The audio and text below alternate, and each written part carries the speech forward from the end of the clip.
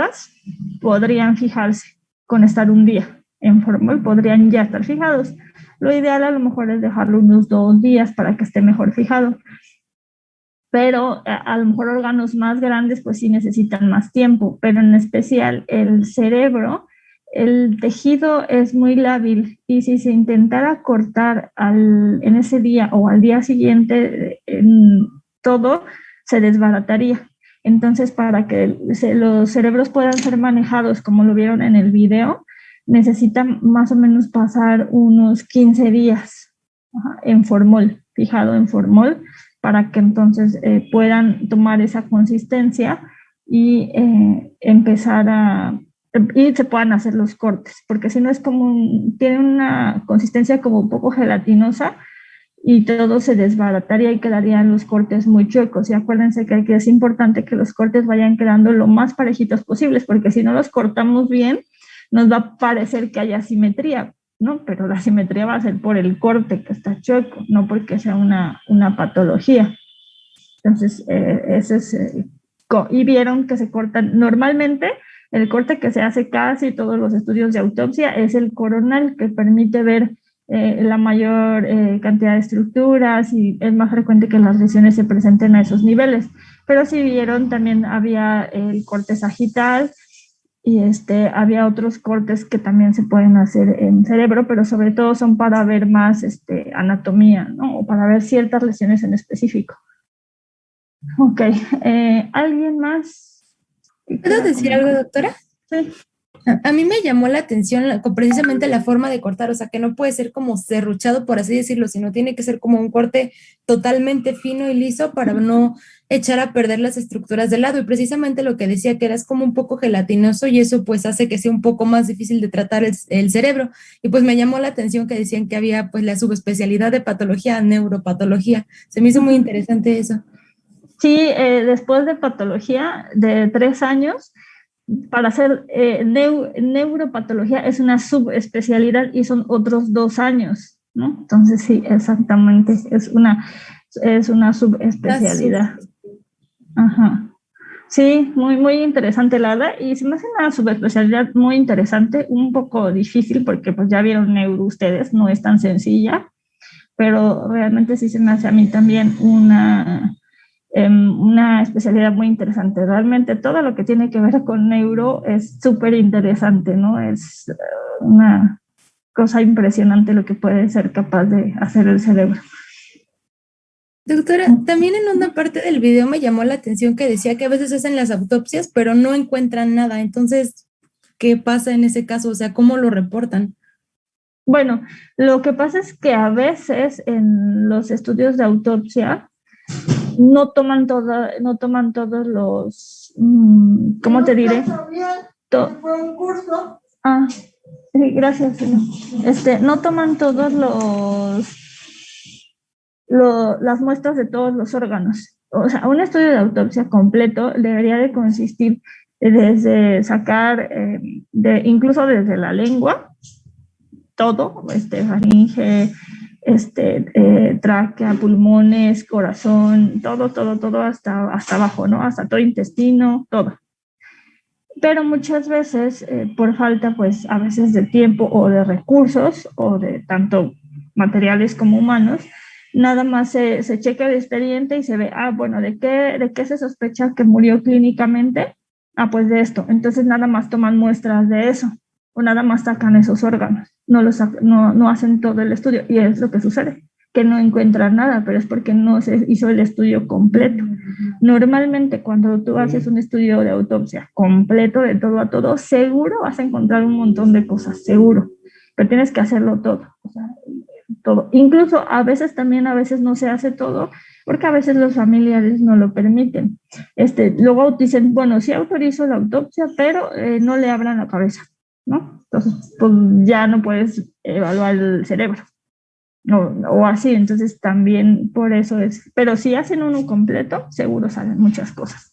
Los estudios de autopsia no sale 1 o 2 diagnósticos, o sea, salen como 10 diagnósticos de un estudio de mínimo, así viéndote muy, muy pobre, salen unos 10 diagnósticos de un estudio de autopsia completo. Siempre hay algo que reportar, siempre. O sea, yo no he visto, no me ha tocado ver ningún estudio de autopsia en el cual digan, no, pues no tiene nada. No. Gracias, doctora. Ok, ¿alguien más, chicos? Doctora, tal vez es una pregunta algo tonta, pero ayer que estaba viendo el video con mi hermano, él me preguntaba que si tienen una medida como exacta para hacer los cortes o si lo hacen nada más calculando o cómo está eso. No, sí se deberían de ser, en teoría, deberían de ser cortes más o menos que no sobrepasen 1 centímetro. O sea, a lo mucho, cortes de 1 centímetro. ¿Por qué? Porque si se hacen cortes muy gruesos, acuérdense que es como en los estudios estos de imagen, también se van haciendo los cortes milimétricos. ¿Por qué? Porque si tú haces un corte muy grueso, puedes dejar que en ese espacio, en ese inter, haya una lesión que no viste. Entonces, sí tiene así, a lo mucho, tienes que hacer los cortes a lo más de 1 centímetro. Ya más de 1 centímetro no. Puedes hacerlo de menos, sí puedes hacerlo de menos. Y obviamente vas a identificar más estructuras y si hay alguna lesión la vas a identificar mejor. Pero a veces no se hacen más delgaditos porque, pues, como decíamos, es muy difícil manejar esta consistencia del cerebro. Entonces, y como decía Pili, tiene que ser en un corte recto y único. O sea, no puedes estar ahí haciendo como varios cortes, porque pues ya echarías a perder todo el cerebro. Entonces, para que queden bien en un solo corte, son de 1 centímetro. Más gruesos ya no se recomienda, porque pues puede que haya una lesión que no viste. Ok, gracias, doctora. Ok, chicos. Muy bien, entonces, qué bueno que ya vieron el video, que me pareció a mí muy interesante una forma, al menos mediante video, que pueden acercarse a ver cómo son los procedimientos en patología. Y si se dieron cuenta, me gustó porque el video está muy completo. Primero trae la parte de cómo se manejan las piezas macroscópicas y luego pusieron un poquito de casos clínicos, ¿no? Así, casos muy rápidos, pero pues para que vean cómo se correlaciona un poquito la clínica con los hallazgos tanto macro como microscópicos, ¿no? Entonces, está bien. De todas maneras, ahí ya contesten las preguntas que quedamos y de todas maneras, si tienen alguna duda me la pueden ir preguntando con confianza. Vamos entonces a empezar con el módulo de hematopatología, ¿no? Y con linfomas. Entonces, el equipo que le toque presentar, pues que nos comparta la pantalla. Y me decían que aquí no se puede conectar Carolina, ¿verdad? Tiene problemas de conexión. No, ya estoy, doctora. Sí, ya pudo, no doctora. podía ¿Ya entrar. está? Ya, Ok. sí, gracias.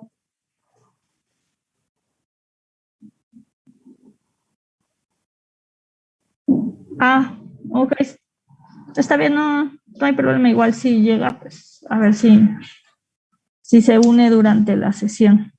Uh-huh.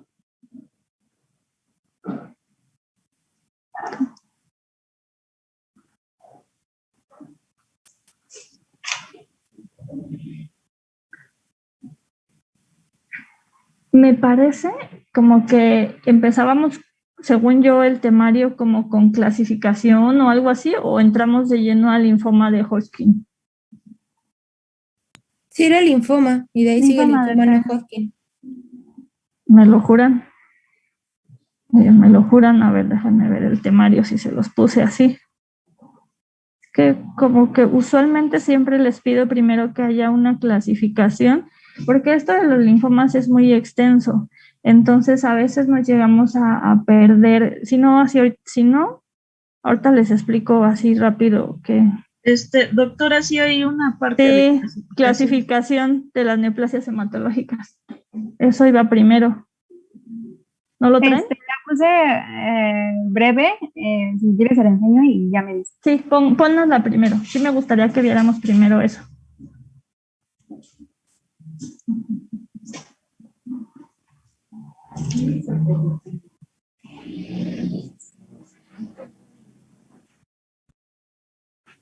Ay, nada más que mi internet anda medio lento, perdón. Ahí va.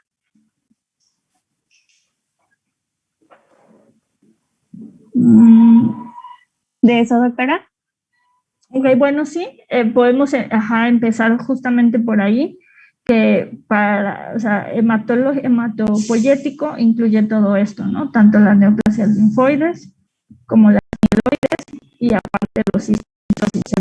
Para empezar, serían como los tres grandes rubros en los cuales clasificar estas neoplasias. Está muy bien eso. Y luego, en las que precisamente nos vamos a enfocar este módulo, es en las linfoides. Y de las linfoides se dividen en aquellas que surgen del linfocito B, del linfocito T y de los linfocitos citolíticos naturales, citolíticos, que me gustaría que la dejaran como B y T. Pero antes de clasificarlas en B y T, las neoplasias linfoides se clasifican en linfomas Hodgkin y linfomas no Hodgkin, antes de llegar a B y T. Entonces son primero Hodgkin y no Hodgkin. Luego, el no Hodgkin, ese sí ya se divide en B y en T. Y ahora, a su vez, estas van a ser de linfocitos de pre y de maduros. Y los T igual pre y maduros. Entonces, más o menos así sería como un ejemplo muy a grandes rasgos, ¿no? Entonces empezamos. Primero, neoplasias linfoides, mieloides e histiocytosis. Las linfoides se dividen en Hodgkin, no Hodgkin. Y el no Hodgkin se divide en B y en T. Y a su vez estos cada uno en inmaduros y en maduros. Entonces, sería así como muy a grandes rasgos. Pero es importante porque sí tenemos que situarnos de qué estamos hablando, porque a veces en toda esta amplia gama de neoplasias hematológicas nos perdemos y luego no sabemos ese linfoma del que estamos hablando, bueno, ¿qué es Hodgkin o Hodgkin? ¿Es B? ¿Es T? O sea, y cambia porque sus pronósticos y sus tratamientos cambian, ¿no? Entonces es importante saber de dónde viene. ¿Qué más vas a agregar de esto, Kenia? O Carolina, no sé quién iba a hablar de esto.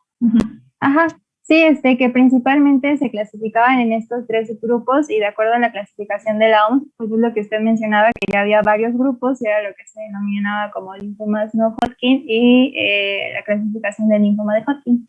¿De casualidad traes una foto de la clasificación de la OMS? Sí, viene más adelante. Sí, para que tus compañeros vean la amplia gama de estas neoplasias que hay.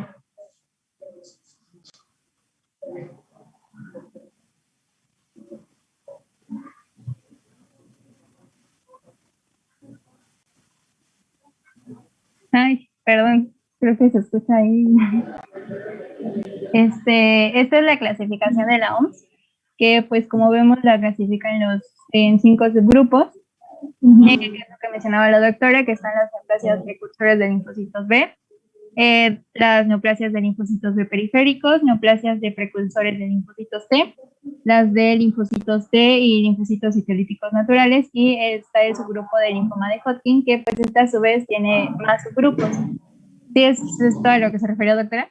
Sí, o sea, realmente, digamos, aquí ya está más cercano, ¿no? Empezamos linfoides, Hodgkin, no, o sea, todo lo del 1 al 4, todo eso es no Hodgkin. Y del no Hodgkin se divide en B y en T. Y el B se divide en precursores y maduros o periféricos. Y el T igual en precursores y maduros o periféricos. Y el Hodgkin, que es de lo que vamos a hablar hoy, a su vez tiene su propia clasificación. Entonces, nada más es para situarnos en dónde estamos hablando, de qué neoplasia estamos hablando, de dónde viene, y ya vieron en la tablita pues que hay un montón de tipos de linfomas. Y de hecho en el programa solamente vamos a ver los más frecuentes, como siempre. ¿Continúo, doctora? Sí, continúo. Bueno, ya ni nos presentamos. Bueno, buenos días, doctora y compañeros. Pues vamos a tocar hoy el tema de linfoma de Hodgkin. Pues mi compañera Vanessa, mi compañera Leslie y yo, pues vamos a estar hablando a lo largo de la exposición. Bueno, como ya vimos, pues tenemos la subclasificación de las neoplasias linfoides, que pues ya tocamos este tema. Y en cuanto a las neoplasias linfoides, pues el libro nos hace esta mención de esta diferencia entre leucemia y linfoma, que pues la leucemia van a ser las neoplasias que se van a presentar con una afectación más extensa de la médula ósea y la sangre periférica, y el linfoma pues van a ser estas proliferaciones que van a surgir como una masa tisular delimitada. Anteriormente pues se decía que estos términos estaban como completamente separados, por decirlo así, sin ninguna relación, pero pues hoy en día se ha visto que los linfomas a veces también tienen esta presentación leucémica y pues que el linfoma puede evolucionar a una leucemia y que pues su evolución es infrecuente, ¿no? Entonces no están totalmente separados estos términos el uno del otro.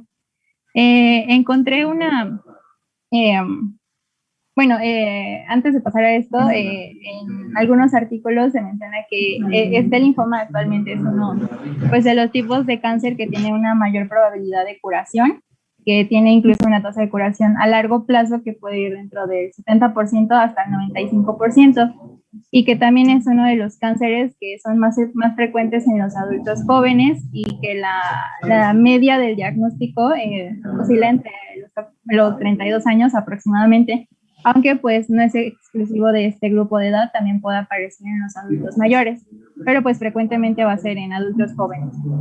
Encontré esta tablita de la página que nos mencionó la doctora de Globocan, es del año del 2020, donde tenemos el linfoma de Hodgkin, se ve la incidencia, la mortalidad y pues en el número de casos nuevos fueron 2.266 y pues el número de fallecimientos fueron 610. También encontré que había una ligera predominancia en hombres, aunque pues igual esto va a variar de acuerdo al subgrupo, bueno, casi al tipo del linfoma de Hodgkin, de acuerdo a la clase. Ok, bueno, pues la clasificación. También en varios artículos mencionan que se han utilizado como varios esquemas para clasificar a este linfoma de Hodgkin, que pues va desde 1947, donde Jackson y Parker identificaron 3 subgrupos denominados para granuloma y sarcoma. Y también hay una clasificación propuesta por Lux y Butler en 1966, que aquí se identificaron 6 subgrupos del linfoma de Hodgkin. Y también está la clasificación europeoamericana de neoplasias linfoides o real. Y pues la que, por lo que vi, la que se utiliza pues es la clasificación de la OMS, donde lo dividen estos subgrupos, que 4 van a ser clásicos y 1 va a ser no clásico. Y aquí se lo separé en el cuadrito. Ahí no vi que se cortó, pero aquí falta uno, el de predominio linfocítico. Bueno, entonces este linfoma de Hodgkin se divide en varios tipos. Dentro de las variantes como clásicas, por decirlo así, vamos a tener al tipo de esclerosis nodular, al de celularidad mixta, al tipo de rico en linfocitos y con depresión linfocítica. Y a la parte no clásica vamos a tener al linfoma de Hodgkin de predominio linfocítico. Igual en la morfología pues vamos a ver más a detalle cada uno de estos subgrupos. También encontré una clasificación, bueno, la clasificación de Lugano, esto es pues, para estadificar a los linfomas, ya sea una enfermedad limitada o una enfermedad más avanzada. En la enfermedad limitada, pues tenemos 2 estadios, que pues el primero, como se ve en la diapositiva, va a ser la afectación de un solo ganglio linfático o un grupo de ganglios que estén adyacentes. En el estadio 2, pues va a estar esta afectación, ya sea de 2 o más grupos de ganglios linfáticos, pero que sean del mismo lado del diafragma.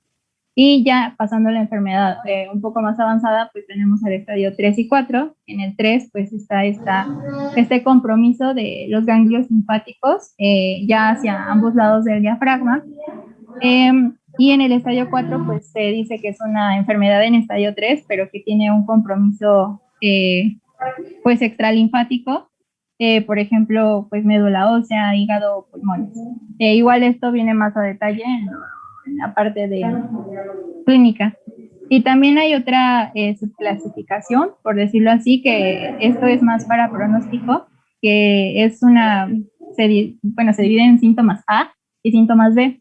Los síntomas A, la categoría A va a ser que el paciente no tenga síntomas sistémicos, y en cuanto a la categoría B, pues el paciente puede presentar una fiebre mayor a 38 grados, también sudores nocturnos o también esta pérdida de peso que sea mayor al 10% de su peso corporal 6 meses después del diagnóstico. Esto pues nos va a ayudar más para el pronóstico del paciente. Ok, pero esta clasificación es como, digamos, el equivalente al TNM en otras neoplasias. En otras neoplasias, bueno, ahorita igual no lo hemos visto porque en neuro también no se clasifica de esa manera con TNM, pero y aquí en especial linfoma de Hodgkin tampoco, pero se clasifica con Ann Arbor. Pero, por ejemplo, ya vamos a ir viendo que otras neoplasias sí se clasifican con el TNM, ¿no? Y es para estadificar justamente este cáncer, en qué etapa está, y dependiendo de eso darle un tratamiento y darle un pronóstico. Ahora en Arbor, por ejemplo, ahí busquen dibujitos, hay muchos dibujitos de esta clasificación en internet para que le entiendan, van a ver que está súper sencillita. Comparada con el TNM, a mí esta clasificación se me hace muy sencilla. Sí, doctora. Bueno, entonces vamos a continuar con la etiopatogenia. Hola, vamos a ver como los factores como predisponentes. Realmente la etiología del linfoma es desconocida, pero se han encontrado algunos factores involucrados. ¿Sí me escucho bien o me escucho muy bajito?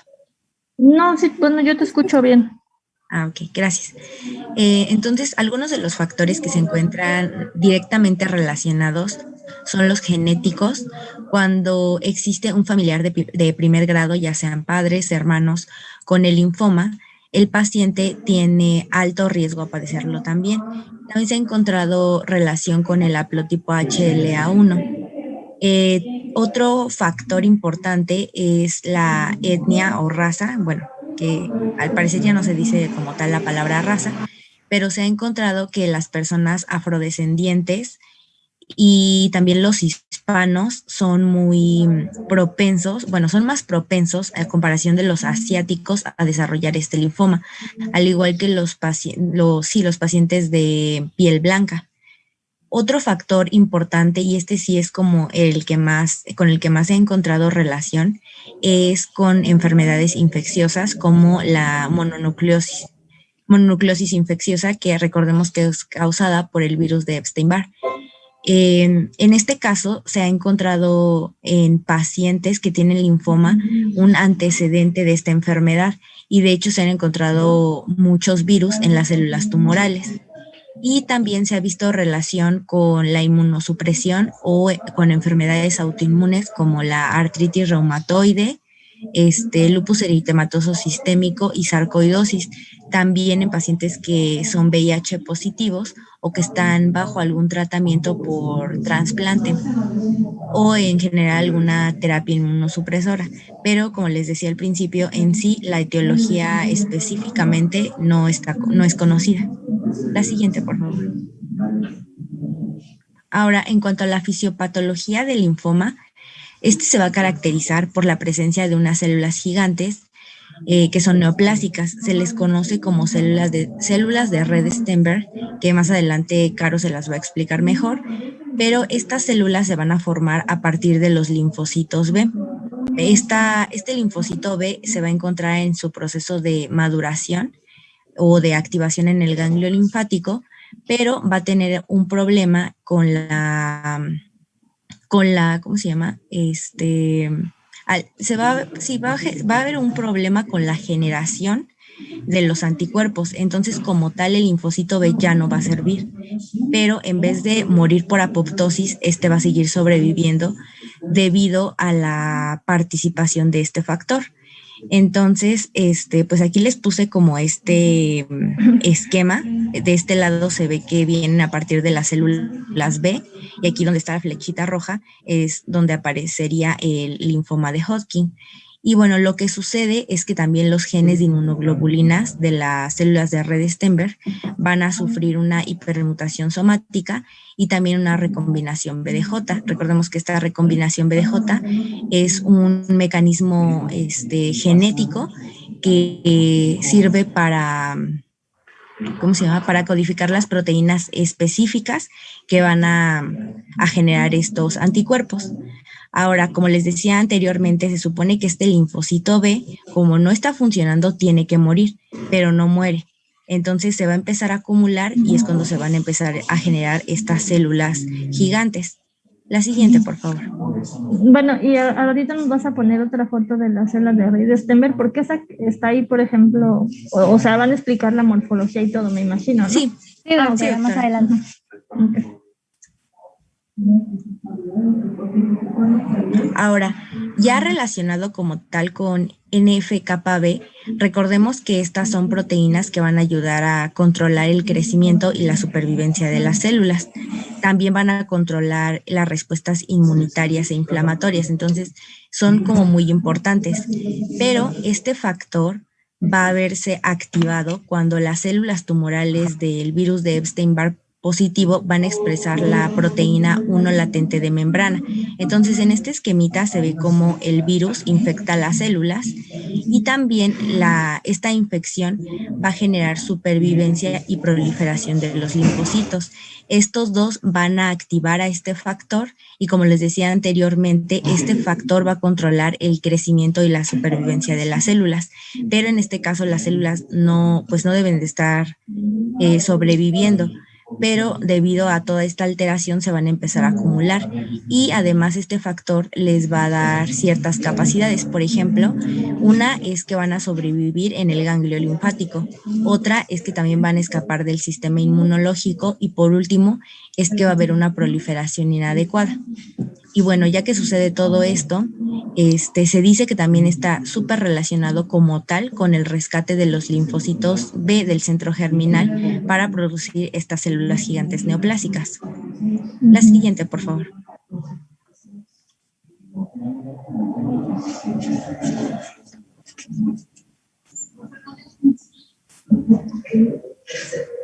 Ahora, ya que está como tal compuesta la célula neoplásica, va a empezar a liberar ciertos factores y quimiosinas para atraer a todas las células que normalmente están sanas. Y se podría decir que como que las convierte en malas para que ellas también participen en toda esta destrucción. Por ejemplo, primero va a liberar, bueno, no primero, pero vamos a ir como en orden, al factor estimulante de las colonias de monocitos. Entonces, estos se van a activar y van a empezar a llegar. También va a empezar a liberar interleucina 10 y esto va a hacer que se suprima la actividad de los linfocitos TH1 y los linfocitos citotóxicos. Entonces, de esta manera está como apagando el sistema inmune. También va a empezar a liberar galectina 1 y algunas otras quimiosinas que van a aumentar la respuesta de los linfocitos T reguladores. Igual libera interleucina 5, que como recordemos y lo hemos visto desde inmunohisto, está muy relacionado con los eosinófilos. Y además los eosinófilos van a liberar CD30L, que va a participar en la multiplicación y la supervivencia celular, el cual se va a pegar con su ligando que se encuentra como tal en esta célula neoplásica. Igual va a liberar otros factores como el factor de necrosis tumoral alfa y el otro que es el BFGF, que es el factor de crecimiento de fibroblastos básico, va a participar en fibrosis y también está relacionado con la liberación de eotoxina, que recordemos que es una quimiosina, que va a interactuar con el eosinófilo. También dentro de todas las quimiosinas que libera, van a participar en aumentar la respuesta de los linfocitos TH2, los cuales van a liberar el CD40 ligando que se une a su receptor que se encuentra en esta célula neoplásica. Igual se liberan algunos otros factores que van a, por ejemplo, el HGF, que es liberado por las células dendríticas, igual se va a pegar con su receptor que se encuentra en esta célula. La liberación de interleucina 13 va a participar como de forma retrógrada porque se va a pegar a su receptor que está en la misma célula. La siguiente, entonces, bueno, en general podemos ver cómo esta célula neoplásica va a aumentar la actividad de ciertas células y va a disminuir la actividad de otras células. La siguiente. Y este es importante, Leslie, porque más adelante cuando vean la morfología de los distintos tipos de linfoma de Hodgkin se van a dar cuenta cómo participan todas estas células que acaba de explicar Leslie. Porque, por ejemplo, en otros, por ejemplo, en los que vimos en los tumores del sistema nervioso central, si se dan cuenta es como una sola célula neoplásica que prolifera y el tumor se compone de esas células neoplásicas, pero esto viene de una. Pero aquí participan todas estas células, los linfocitos, bueno, atípicos, incluso los linfocitos normales, incluso los eosinófilos, también los fibroblastos. Más adelante que vayan viendo la morfología se van a ir dando cuenta que esto es muy importante. Sí, de hecho es como, o sea, como que ella crece a partir de la ayuda de todas nuestras otras células. Y bueno, en cuanto a la diseminación, investigué, pero no encontré un dato como específico de en cuánto tiempo se puede diseminar como tal, o sea, puede recorrer todo esto, pero se dice que primero inicia como una enfermedad ganglionar, después va a progresar a una enfermedad esplénica, posteriormente a una enfermedad hepática y por último va a haber una afectación en médula ósea y hacia otros tejidos. Y bueno, esta diseminación va a ocurrir por vía linfática y pues se va a ir recorriendo a todos los órganos, que sería como la última etapa. Y muy raramente también se va a diseminar por vía hematógena, pero porque la principal pues es por la vía linfática. La siguiente. Ahora, esta forma de diseminación, cuando llega se le puede conocer como infiltración, ¿sale? En las neoplasias hematológicas no le decimos metástasis, ¿sale? Porque a lo mejor en otro órgano, no sé, si hay un cáncer en mama y se va a pulmón, le decimos metástasis.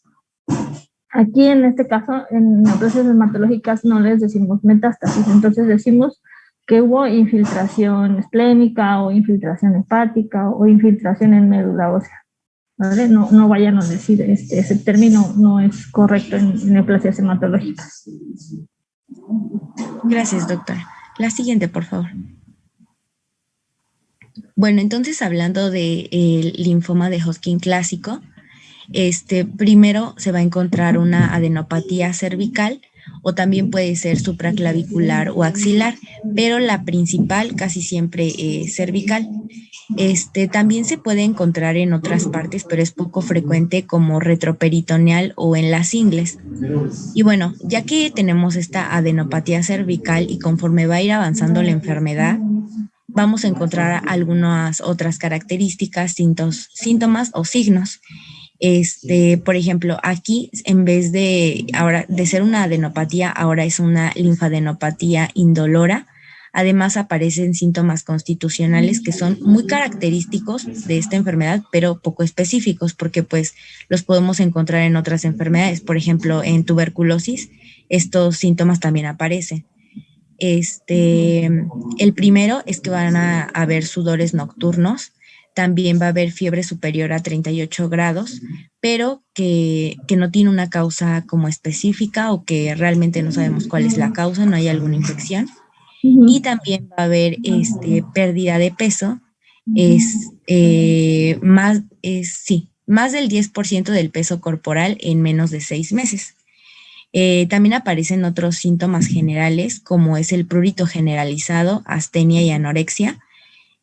También va a haber afectación de ganglios linfáticos torácicos y esto se pueden presentar también con tos, disnea o dolor torácico. Posteriormente también puede aparecer esplenomegalia o hepatomegalia. Y no sé, doctora, algo que me llamó la atención es que en varios lugares encontré como muy marcado esto del prurito generalizado, pero no... Justamente eso les iba a preguntar. A ver, Miranda, ¿por qué crees que, o de dónde viene este síntoma del prurito? O sea, porque justo como dices, todos los demás son como esos síntomas clásicos del cáncer, pero que bueno, también pueden presentarse en otras enfermedades como la tuberculosis. pero prurito no lo habíamos visto hasta ahorita, ¿no? Entonces, Miranda, ¿de dónde viene este síntoma?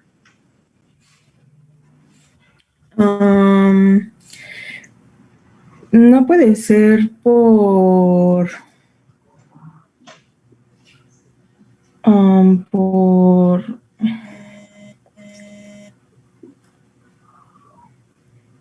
No, por eso no. como por la inflamación de los ganglios, o sea, que causa ese problema en la piel. No te entendí nada porque así como que fuiste muy Sí, o inespecífica. sea, hay una, ¿cómo se llama? Adenopatía en los ganglios y Bueno, que aumenten de causa tamaño. inflamación en la piel, pues, por eso, no sé. Bueno, ¿alguien más? ¿Alguien que sepa o que se dé una idea de la respuesta? Ahora, ¿podría Ajá. ser por la liberación de citocinas por todo el proceso inflamatorio?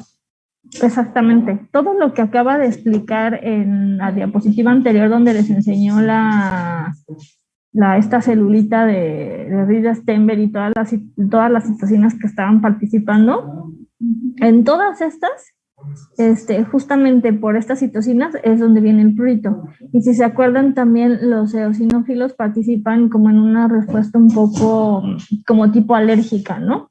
En donde también hay mucho prurito. Entonces, como hay un estímulo de estos eosinófilos, también de allí viene que estos pacientes con linfomas justamente presentan este síntoma.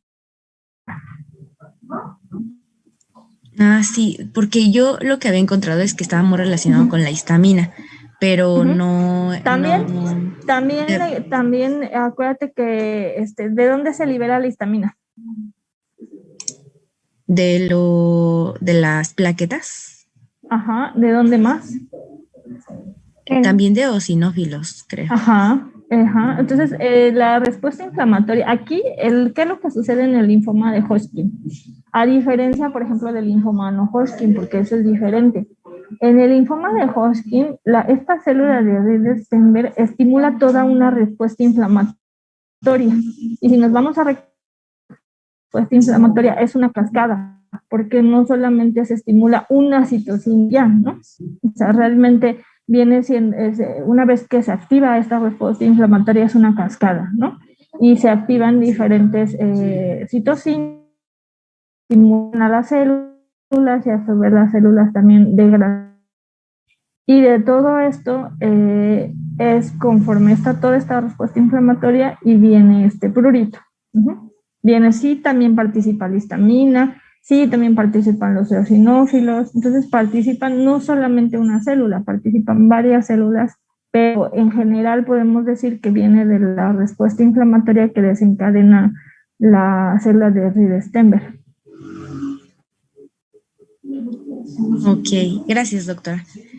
Y la siguiente, por favor.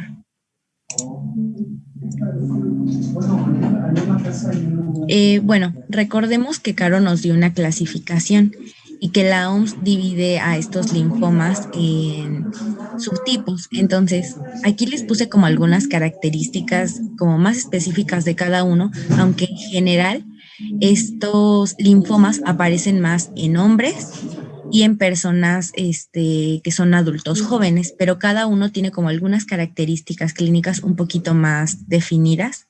Entonces vamos a verlas. En el caso de la esclerosis nodular, vamos a ver que es el subtipo más común. Generalmente se encuentra en el estadio 1 o 2, que lo vamos a ver a continuación esta estadificación. También va a afectar principalmente a ganglios linfáticos cervicales, supraclaviculares y mediastínicos, y se presenta más en adolescentes y adultos jóvenes, o sea, menores de 35 años. En el caso de la celularidad mixta, se encuentra en el estadio 3 o 4, igual es más común en hombres. También se va a presentar mucho en personas con infección por el virus de inmunodeficiencia humana y igual en pacientes adultos jóvenes o en mayores de 55 años. Este es un poquito más común que sea en personas adultas.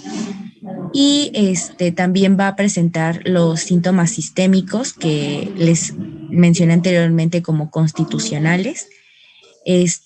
También van a tener un origen en la mitad superior del cuerpo y el pronóstico global en general es bueno, porque como les decía Caro, estos linfomas son curables la mayoría de las veces.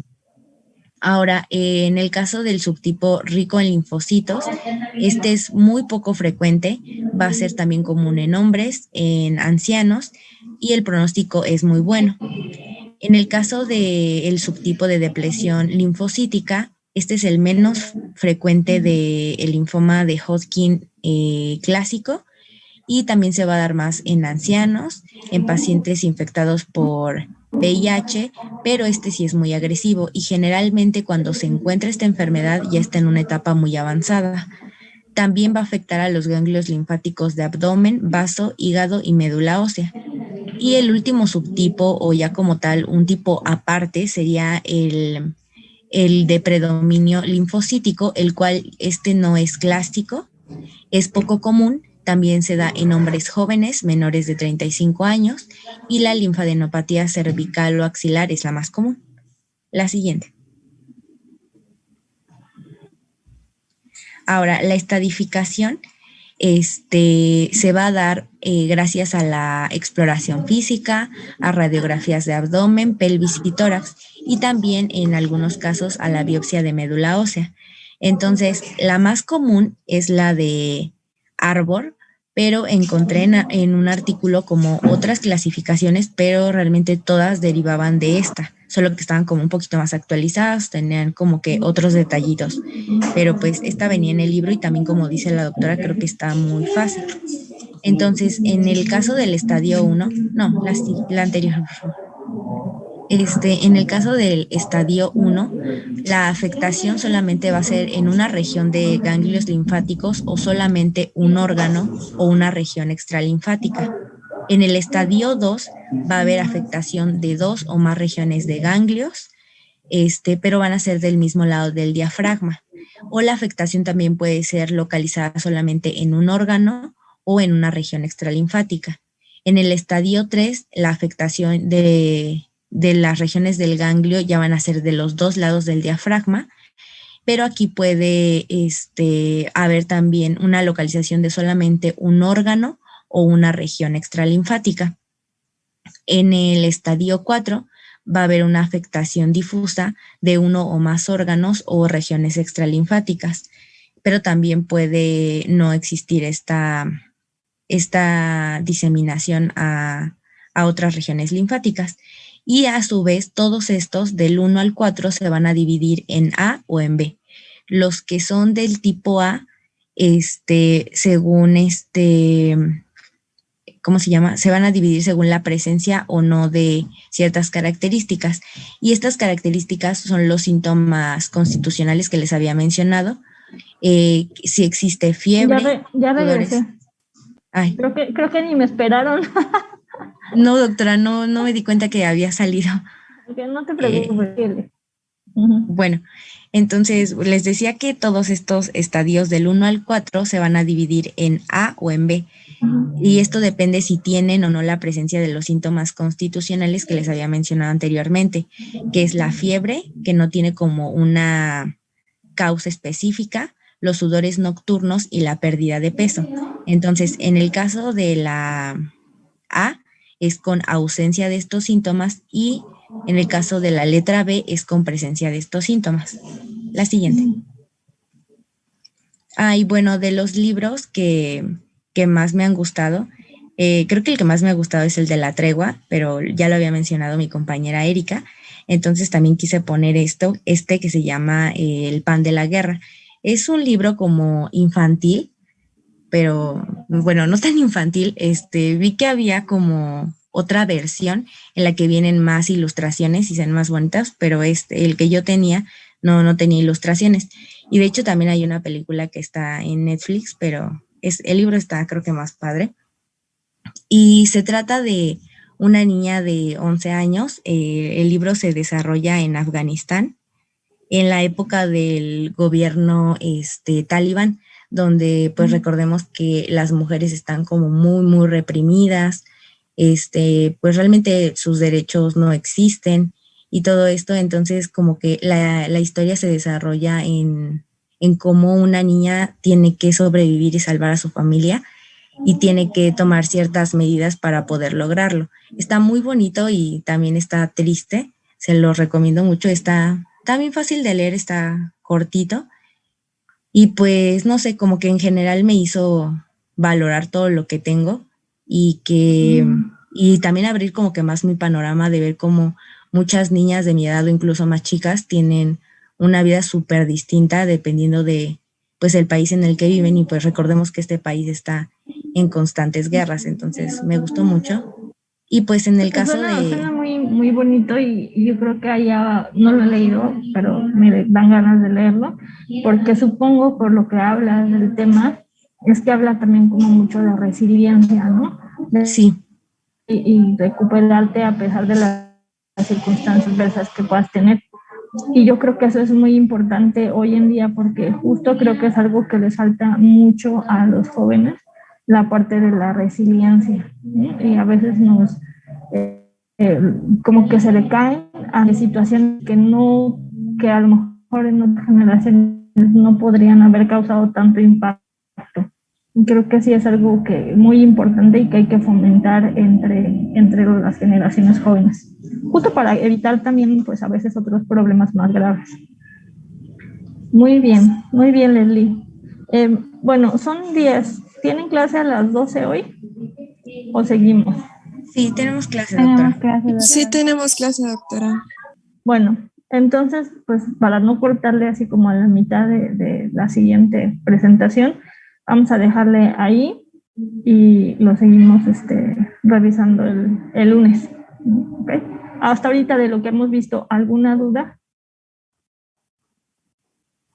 No, doctora. No, doctora.